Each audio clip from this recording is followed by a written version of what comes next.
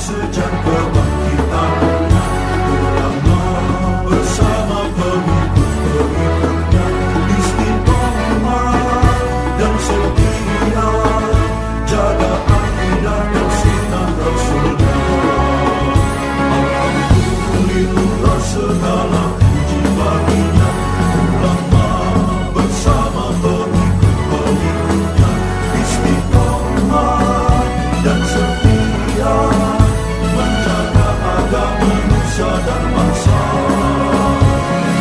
Mari kuatkan niat kita, kita bulatkan tekad kita, terus lanjutkan amal kita, mengembangkan hikmah kita. Assalamualaikum warahmatullahi wabarakatuh. Waalaikumsalam warahmatullahi wabarakatuh.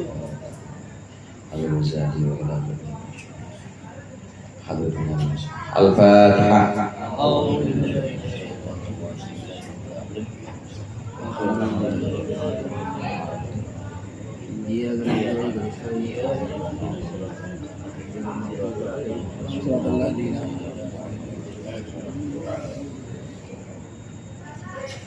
Alhamdulillah, alhamdulillah jalla wa ala, ahmaduhu li jami'il ayati wal ala, wa ashkuruhu syukra man ufiya minal bala. Allahumma salli wa sallim ala sayyidina Muhammadin alladhi ikhtassallahu bihi fadaila, wa ala alihi alladhina amanu billahi wa rasulihi wa saddaqu bima qala, wa ashabihi alladhina fazu bil iktida wa nalu darajatil ula. Amma ba'd, fa inna ahsanal hadithi kitabullah wa khairul hadi hadi Muhammadin Rasulillah sallallahu alaihi wasallam wa syarrul umuri muhdatsatuha wa kullu muhdatsatin bid'ah wa kullu bid'atin dhalalah wa kullu dhalalatin finnar. Hadirin jamaah Majelis Taklim Al-Hidayah, para ustaz, para hujjah, para sesepuh dan segenap pengurus Majelis Taklim yang berbahagia dan dirahmati oleh Allah. Alhamdulillah malam hari ini kita berkumpul kembali bermuajahah setelah kurang lebih 1 bulan kita off dulu, kalau kita berhenti dulu. Alhamdulillah kita dipertemukan kembali untuk melanjutkan manfaat dan juga punya madarat bagai pisau bermata dua, kalau kata peribahasa. Kalau kita salah-salah menggunakannya, maka bisa membuat kita rusak atau celaka. Tapi kalau kita bisa memanfaatkannya, maka itu bisa jadi ladang pahala. Terakhir kemarin mata, pembahasan kita tentang mata ini. Mata selain bisa sebagai ladang pahala untuk baca Al-Quran, untuk baca kitab, untuk melihat hal-hal yang Allah ridhoi, misalnya ngaji, baca Quran, semuanya. Orang sini kan demen ngaji semua ya. Maka itu jadi ladang pahala. Tapi kalau kita pakai untuk memandang hal-hal yang Allah haramkan, maka jadi sumber dosa juga. Pembahasan yang berikut ini adalah tentang anggota badan yang kedua, yaitu kuping atau telinga. Betul ya? Itu batas yang saya tanda ini tuh. Wa ammal udhunu sekarang. Wa ammal udhunu. Bismillahirrahmanirrahim. Qala al-musannif rahimahullah wa nafa'ana bihi wa bi ulumihi wa bi barakatihi fid dharain amin. Wa ammal udhunu fahfadha an tasgha biha an tasgha biha ilal bid'ati awil ghibati awil fushi awil haudi fil bati awil haudi fil batili au dzikri masawid nas. Adapun telinga, maka jagalah olehmu, jagalah telinga dari mendengarkan. Telinga digunakan mendengarkan ilal bid'ati, kepada perkara yang bid'ah, wal ghibati, dan ghibah, rasan-rasan kalau kata orang Jawa, atau membicarakan keburukan orang lain, awil fuhsyi, atau perbuatan buruk, awil haudi fil batili, atau menceburkan diri, masukkan diri dalam perkara batil, au dzikri masawin nas, atau menyebutkan keburukan-keburukan orang lain. Fa innama khuliqat laka litasma'a biha kalam Allah Ta'ala. Karena sesungguhnya telinga itu hanyalah diciptakan untuk mendengarkan firman Allah Ta'ala wa sunnata Rasulullah sallallahu alaihi wasallam, dan sunnahnya Rasulullah sallallahu alaihi wasallam, wa hikmata awliyaihi, dan hikmah atau kebijaksanaan para walinya Allah, wa tatawassala bil istifadatil ilmi biha, dan engkau bisa mendapatkan, bisa sampai kepada faidah ilmu dengan telinga tersebut.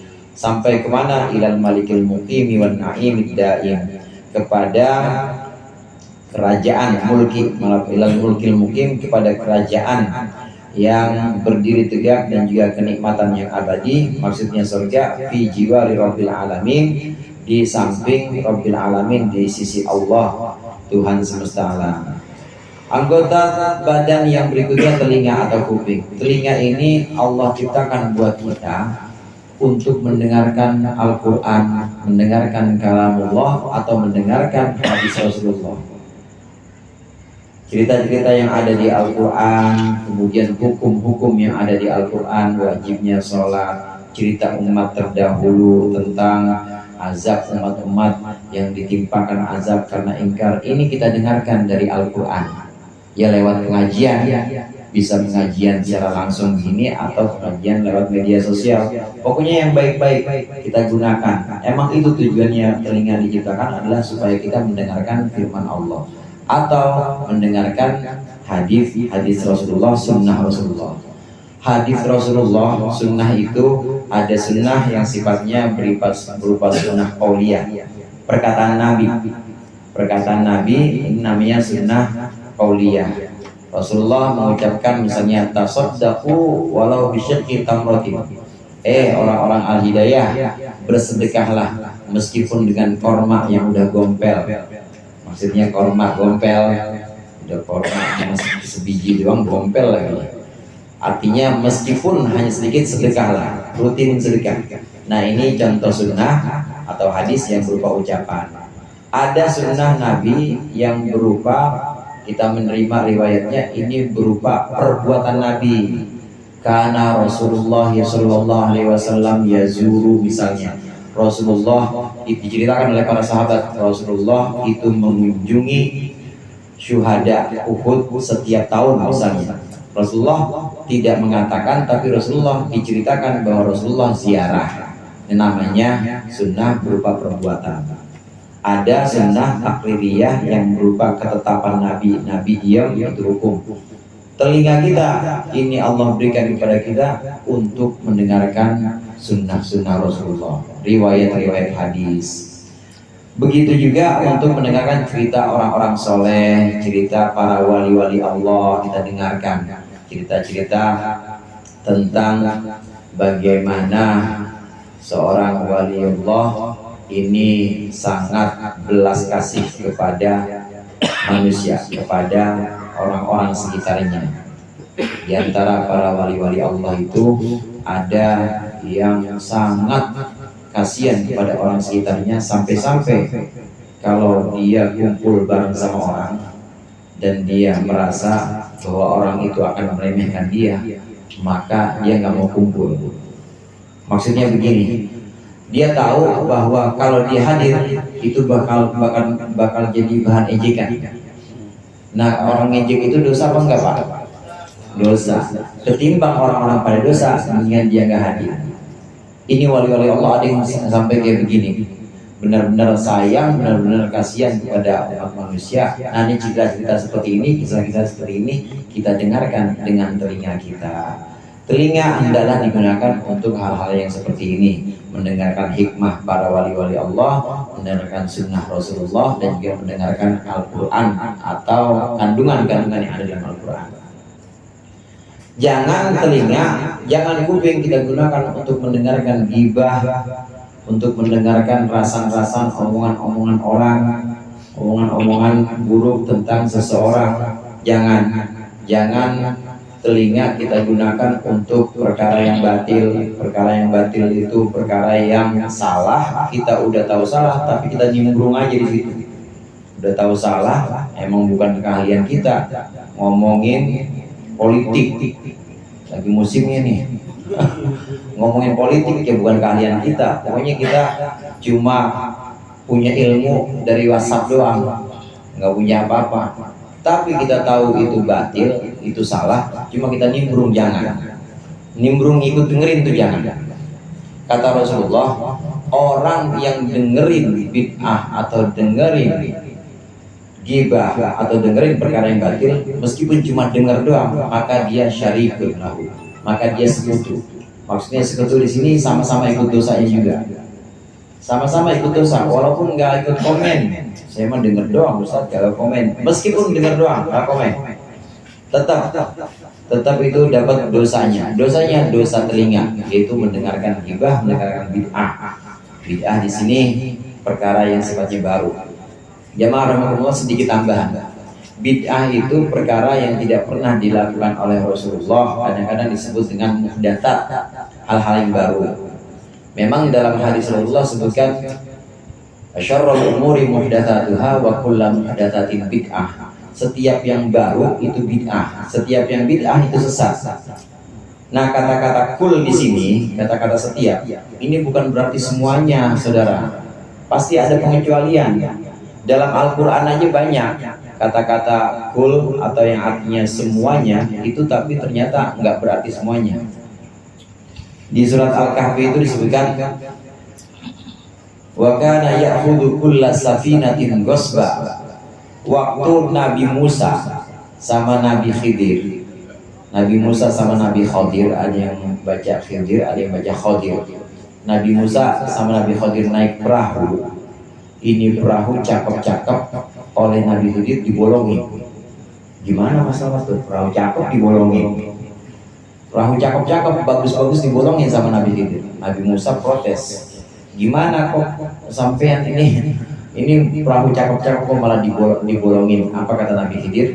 Ini untuk menjaga, karena ada nanti di sana, di pantai sana, ketika kita berlabuh itu ada seorang penguasa, yaitu kulla safinatin ghasba.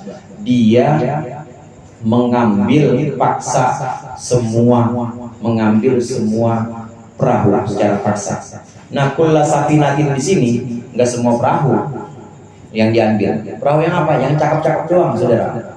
Walaupun Al-Quran disebutkan setiap perahu akan diambil paksa oleh penguasa ini. Ternyata yang diambil paksa nanti di kisah berikutnya, dalam ayat berikutnya, ayat selanjutnya, itu yang diambil paksa cuma perahu yang bagus aja. Oleh karenanya kata-kata setiap perahu akan diambil paksa oleh penguasa itu, kata setiap perahu ini nggak berarti semuanya, ada pengecualian. Jadi di situ ada sifat yang dibuang. Setiap perahu yang bagus, maksudnya begitu. Kulla safinatin hasanatin, setiap perahu yang bagus akan diambil paksa. Perahu yang jelek diambil nggak? Enggak. Nah, kata-kata dalam bahasa Arab itu mau di hadis atau di Al-Quran itu kadang-kadang ada yang dibuang naatnya atau sifatnya. Kulla safinatin maksudnya setiap perahu yang bagus diambil paksa. Nah, dibuang bagusnya. Jadi yang diambil paksa yang mana? Yang bagus aja. Kembali ke dawuh Rasulullah atau sabda Rasulullah, wa kulla muhdatsatin bid'ah. Setiap yang baru itu bid'ah. Tapi yang baru yang bagaimana? Yang baru yang jelek itu bid'ah. Setiap bid'ah itu sesat. Bid'ah yang bagaimana? Bid'ah yang jelek, yang sesat, dibuang itu sifatnya. Jadi nggak bisa semuanya kita generalisir atau kita uyah semua yang baru itu bid'ah, semua bid'ah sesat, nggak bisa. Lah banyak banget yang baru, goyor. Zaman Nabi nggak ada, apalagi cangklong. Baru. Kopi itu bid'ah itu yang baru. Orang yang sering ngomong bid'ah kagak paham nih, nggak paham urusan naat dibuang, sifatnya dibuang. Di Al-Quran itu banyak sifat yang dibuang. Begitu juga dalam hadis Rasulullah. Maksud Rasulullah, setiap bid'ah yang buruk itu sesat. Kalau bid'ah yang baik ya nggak sesat. Kayak kita pakai sarung, kita kemudian Jumatan azannya 2 kali. Nabi nggak pernah ngajarin azan 2 kali. Tapi itu bid'ah yang bagaimana? Yang bagus, itu cakep. Lanjutin dah pokoknya. Yang cakep-cakep. 2 kali, siapa yang menciptakan azan 2 kali? Sayyidina Utsman. Bid'ah nggak itu bid'ah, tapi bid'ah bagus. Nah bid'ah bagus nggak masuk ke dalam sini, nggak masuk wa kullu bid'atin dolalah, nggak masuk setiap bid'ah itu sesat. Karena yang dimaksud Rasulullah setiap bid'ah yang jelek itu sesat. Apa itu bid'ah yang jelek? Orang sholat subuh misalnya, di sholat subuhnya di korting, saya mah subuh 1 rakaat aja, itu bid'ah itu namanya. Kemudian orang agama Islam ngakunya kenal Allah, kenal akhirat, tapi kagak sholat, bid'ah yang begitu, itu bid'ah yang sesat. Tapi kalau urusannya dengan pakaian, kemudian urusannya dengan amalan-amalan yang tidak murni ibadah seperti tahlil, baca maulid, itu bid'ah yang bagus, cakep, lanjutin ya pokoknya. Orang yang nggak tahu hadis ini dikit-dikit menyalahkan dan bilang bid'ah sesat, bid'ah sesat, karena dia kagak ngaji, makanya dia kagak tahu tuh, kagak paham bahwa setiap bid'ah yang dimaksud ini setiap bid'ah yang jelek. Bid'ah yang jelek itu yang sesat. Yang bagus, semua sahabat Rasulullah itu melakukan bid'ah yang bagus. Al-Quran yang kita pegang itu bid'ah, dibukuin saudara, dibukuin itu bid'ah. Nabi nggak pernah membukukan Al-Quran, itu baru dilaksanakan. Nabi nggak pernah ngajarin. Terus yang bikin buku siapa? Yang bikin buku pertama kali adalah Sayyidina Abu Bakar, meskipun belum dicetak tapi udah dikumpulin, baru dicetak 5 sebagai masternya. 5 ini disebar ke seluruh daerah, diantaranya enggak seluruh daerah, ke daerah-daerah yang pokok, diantaranya ke Suriah, ke Irak. 1 ada di Madinah, itu dilakukan oleh Sayyidina Utsman bin Affan. Makanya mushafnya disebut dengan mushaf Utsmani. Mushaf Utsmani. Bid'ah nggak itu? Bid'ah. Tapi bid'ah yang bagaimana? Bid'ah yang baik. Jadi sesat nggak? Nggak sesat. Banyak yang bid'ah, termasuk ilmu tajwid, saudara. Bid'ah ilmu tajwid tuh. Nabi nggak pernah ngajarin tajwid sih. Apalagi nahwu shoroh. Apalagi kitab Bidayatul Hidayah. Apalagi majelis taklim hidayah. Tapi bid'ah yang bagaimana? Bid'ah yang bagus. Maka bid'ah yang bagus tidak sesat dan tempatnya di surga. Amin ya Pak? Marah saya ini. Lagi soal ngomong bid'ah, kagak pernah ngaji aja ngomong bid'ah. Ini mendengarkan yang bid'ah itu maksudnya dengerin orang, saya kenal sama Allah tapi saya nggak perlu sholat. Pokoknya eling aja bid'ah tuh, jangan dengerin yang begitu. Langsung telinga kita jangan digunakan untuk mendengarkan perkara-perkara bid'ah seperti itu. Juga mendengarkan keburukan-keburukan manusia, ini yang sering terjadi. Hadirin, dengerin keburukan-keburukan orang lain, tetangga, saudaranya. Jamaah rahimakumullah, kalau kita bisa untuk nahi mungkar, mencegah keburukan ghibah misalnya, ada orang lagi ngomongin temannya sendiri, kalau kita bisa mencegah, maka cegah. Maka kita udah ngomongin orang itu ente baik akhirnya ente bagus saja, kita berhentiin pakai lisan. Kalau kita nggak bisa berhenti pakai lisan, maka kita tinggal aja. Kalau memungkinkan dia tinggal. Yang ngomongin orang misalnya anak buah kita atau anak yang lebih muda, lebih bawahan kita, tinggal aja. Kalau bisa pakai lisan, kalau nggak bisa tinggal aja. Tapi kalau nggak bisa gimana Ustaz? Ya orang yang ngomongin ini atasan kita, sedangkan itu waktu rapat. Ya kalau kita keluar duluan bisa kena SP ya namanya. Kalau kita keluar duluan kena SP kita, gimana Ustaz? Kalau nggak bisa keluar duluan, apalagi pakai lisan juga boro-boro. Orang saya bawahan doang, gimana saya pakai lisan negornya? Tapi saya keluar juga nggak bisa, nggak berani. Maka Imam An-Nawawi, bukan Syekh Nawawi, Imam An-Nawawi dikutip oleh Syekh Nawawi mengatakan, sibukkanlah diri kita dengan zikir. Zikir subhanallah subhanallah subhanallah atau astagfirullah astagfirullahaladzim astagfirullahaladzim astagfirullahaladzim, atau dengan zikir Allah Allah, apa aja, sibukkan diri kita. Diam di tempat itu nggak apa-apa, udah namanya nggak bisa keluar. Ini bedanya antara istima' dengan sima', antara dengar dengan mendengarkan. Bedanya, kalau sami ayasma'u ini artinya dengar aja. Tapi kalau istama'a yastami'u, kayak bapak-bapak di sini, ini pada istama'a yastami'u mustami'in namanya, dengerin.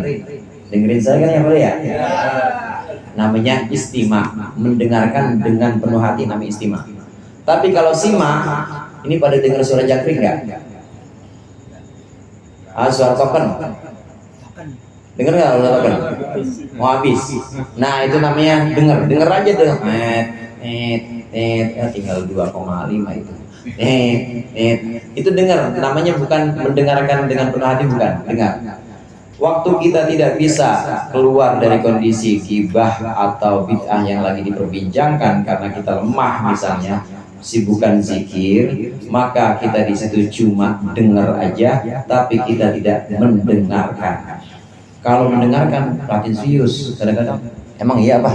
Kalau gitu jadinya, ya, emang iya. Kata siapa lu? Nah itu namanya mendengarkan kalau gitu. Tapi ini enggak, kita sambil astagfirullahaladzim, tapi kedengeran cuma nggak masuk ke dalam hati kita. Ini bedanya. Boleh nggak yang seperti itu? Boleh, kalau memang sudah tidak memungkinkan lagi. Tapi selama kita bisa mungkin dan kita masih mampu untuk melarang, dengan lisan larang. Kalau kita mampu dengan pisah atau keluar dari majelis, keluar dari tempat pembicaraan ghibah itu, keluarlah kita. Kalau masih diperbolehkan, kalau masih ini kita dianggap mampu untuk itu. Kalau tidak, maka banyak zikir untuk mengalihkan perhatian kita, kuping kita supaya tidak mendengarkan tapi hanya sekedar dengar. Banyakkan zikir. Nabi Ibrahim alaihissalam itu pernah diundang makan. Sampai di sana ternyata orang-orang lagi pada ngomongin si fulan, ada satu orang lagi diomongin. Nabi Ibrahim waktu itu bilang, ini udah pernah kejadian begini, saya nggak mau kayak begini, makan-makan apa yang ngomongin orang. Ulang Nabi Ibrahim. Itu mufarokoh namanya, pisah dari tempat pembicaraan ghibah, pulang. Dan Nabi Ibrahim puasa 3 hari. Ada begitu? Di sini ada nggak yang begitu? Puasa besokannya. Habis dengerin ghibah puasa 3 hari. Puasa 3 hari, tiap hari kita dengerin ghibah. Bagaimana puasanya itu? Belum rapi 3 hari, dengerin lagi besokannya. Ini kalau kita mampu, maka kita harus mufarokoh, wajib mufarokoh. Apalagi cuma omongan, cuma tempat ngomongnya itu ya cuma bocah doang, tinggal pergi aja. Kalau mampu untuk pergi dari situ, wajib pergi dari situ.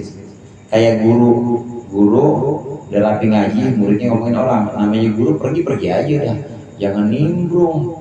Lah guru ngikut ghibah. pulang terus ke Ciranjang. Ngajar lagi di Ciranjang. Udah jangan ngomongin orang. Mau orangnya itu orang yang ada di majlis kayak, mau orangnya capres kayak, jangan diomongin gitu.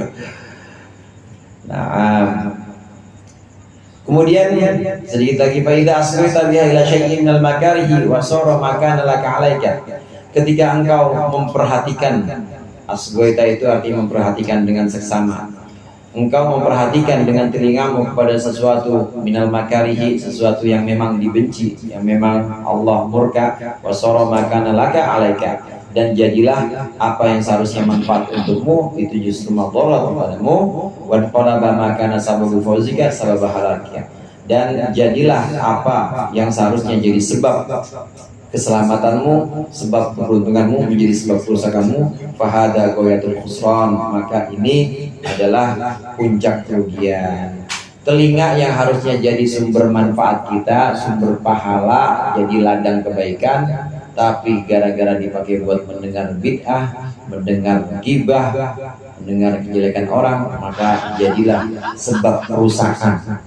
Yang harusnya telinga jadi sebab kebaikan dan sebab pahala kita, jadi sebab kerusakan. Ini yang namanya rugi dan kerugian yang nyata. Dikasih modal sama Allah, modal kuping telinga gratis itu. Bayar. Coba kalau tiap bulan kudu ngisi token kuping. Kalau nggak diisi nggak bisa dengar misalnya, repot kan kita. Ini gratis. Kalau kita pakai untuk yang manfaat, maka akan jadi ladang pahala dan kebaikan bagi kita. Jangan dipakai buat mendengarkan hal-hal yang Allah tidak ridho, membicarakan keburukan orang, jangan. Wala tadunanna annal itsma yahtassu bihil qailu dunal mustami'in. Dan janganlah engkau kira bahwa dosa itu hanya khusus untuk orang yang ngomong, orang yang mendengarkan tidak. Jangan. Karena sesungguhnya yang mendengarkan itu adalah sekutu, atau yang mendengarkan itu adalah partner orang yang bicara, dia ikut kena dosanya juga. Fafil khabari annal mustami'a syariful qail. Ini sabda Rasulullah. Sabda Rasulullah, innal mustami'a syarikul qail. Sesungguhnya orang yang mendengarkan itu adalah syarikul qail, adalah sekutunya orang yang bicara, partnernya orang yang bicara. Wa huwa ahadul mubtabaini, dan dia adalah salah seorang dari yang melakukan ghibah. Ada 5 orang yang vokal satu, yang ngomongin ghibah satu. Ini yang 4 orang. Ini yang 4 orang walaupun belum ngomong apa-apa. Yang 4 orang ini termasuk orang yang gibah juga. Orang dengerin dia. Jangan kira cuma dengerin doang itu nggak kena dosanya, ikut juga. Karena dia istima atau dia mendengarkan dengan seksama apa yang disampaikan oleh satu orang yang vokal ini. Dua semuanya, 5-5-nya itu termasuk orang yang gibah. Jangan telinga kita jadikan sebagai satu perantara. Telinga kita jangan kita jadikan sebagai satu sebab rusaknya amal-amal kita, rusaknya perbuatan, itu dengan cara mendengarkan ghibah ini. Jangan. Kita jaga telinga kita. Jamaah rahimakumullah, memang telinga ini yang jadi model utama kita. Qul huwallazi ansha'akum wa ja'ala lakumus sam'a wal absara wal afidah qalilan ma tashkurun. Dalam surat Al-Mulk itu pertama kali memang Allah sebutkan dialah Allah. Katakanlah wahai Muhammad, dialah Allah yang menciptakanmu dan menciptakan kalian dan menciptakan untukmu as-sam'a, kuping dulu saudara disebutin. Wal absar baru mata, wal afidah baru hati. Kuping ini memang modal pertama. Bayi itu pertama kali yang paling peka itu kupingnya dulu. Kupingnya dia bisa dengar. Nanti baru habis itu mata. Nanti habis itu baru beranjak dewasa, baru yang namanya hati atau akal. Ini baru bisa memahami. Ini bedanya kopi sama bedanya susu. Ini bedanya emaknya sama bapaknya. Itu pakai akal, pakai hati. Tapi yang pertama kali modal yang Allah berikan itu memang pendengaran. Dan kita belajar, kita mendapatkan informasi itu pertama kali dari pendengaran. Pendengaran ini jadi satu modal untuk memperoleh pengetahuan, ilmu, pemahaman. Tapi juga bisa sebagai satu kerusakan, bukan jadi modal kebaikan tapi modal kerusakan. Alhamdulillah. Tinggal bagaimana kita memanfaatkan karunia telinga yang sudah Allah berikan kepada kita. Kita jaga telinga kita hanya untuk perkara-perkara yang Allah ridho, untuk mendengarkan pengajian, mendengarkan nasihat-nasihat, cerita-cerita para wali, mendengarkan hadis Rasulullah, mendengarkan Al-Quran atau arti yang menjelaskan tentang Al-Quran, tafsir Al-Quran, kita gunakan untuk itu. Catatannya di sini tentang nahi mungkar atau tentang menghentikan kemungkaran seperti ghibah, bid'ah, pembicaraan. Catatannya di sini kita harus bisa mungkin menghentikan itu. Kalau kita memang ada dalam satu tempat pembicaraan ghibah, kita hentikan kalau bisa. Mau dengan cara halus atau mau cara agak kasar sedikit, jadi diselesaikan secara adat. Adatnya gede, gua mah secara adat tuh pakai adat yang gede boleh. Yang penting kalau kita bisa. Tapi kalau nggak bisa, maka kita pisah dari tempat itu. Tapi kalau kita nggak bisa pisah juga, banyak zikir, banyak alihkan pendengaran kita untuk Astagfirullahaladzim, astagfirullahaladzim, astagfirullahaladzim, itu supaya telinga kita nggak mendengarkan, tapi hanya dengar saja, tidak mendengarkan. Kalau mendengarkan maka kita ikut dosa, karena kata Rasulullah, innal mustami'a syarikul qail wa huwa ahadul mutabain. Orang yang mendengarkan itu adalah partner atau temannya orang yang gibah juga. Maka orang yang mendengarkan itu adalah orang yang ikut gibah juga. Mudah-mudahan Allah membimbing kita, menuntun kita untuk menggunakan manfaat telinga ini untuk hal-hal yang Allah ridho, dan Allah bimbing kita untuk menggunakan seluruh anggota badan kita untuk ibadah dan untuk perkara-perkara yang Allah senang dan Allah ridho. Demikian untuk kesempatan kali ini, kurangnya saya mohon maaf. Allahul muwaffiq ila aqwamit thoriq. Assalamualaikum warahmatullahi wabarakatuh.